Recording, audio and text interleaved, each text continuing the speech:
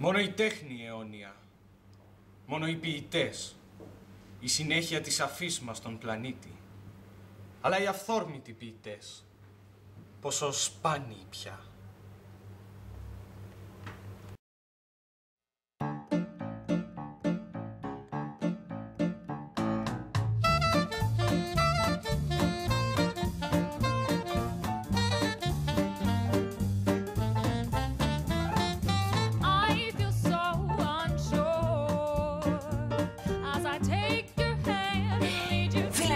Δεν μπορείς να φανταστείς. Το πουτανάκι μου σε κεράτωσε. Κερατώνει το δικό σου κερατά.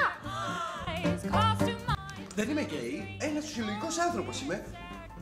Πολυσεξουαλικός, φυσιολογικός άνθρωπος. Βρίσκομαι εδώ γιατί αιτούμε ένα δάνειο 15.000 ευρώ για την επέκταση της εργασίας μου. Φέτος πουλάνε πάρα πολύ οι Αφροδίτες της Μήλου σε λούτρινο.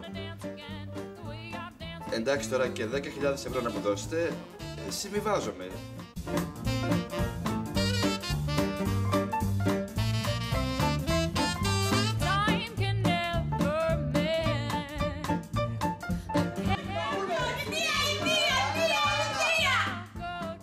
Και αναγκαζόμαστε να τρώμε εδώ.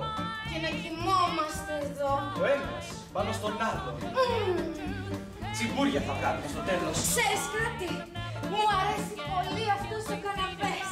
Και αυτό το αφεντικό τον απατεώνα έπρεπε να τον κάνουμε κουμπάρο μας. Έλατε, 1.299 ευρώ για την αγάπη.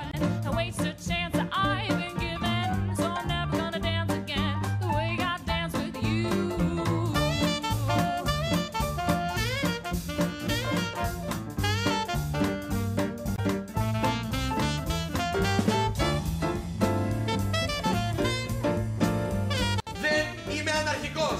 Πάστε να με λέτε αναρχικό. Αναρχικέ του κόλου! Με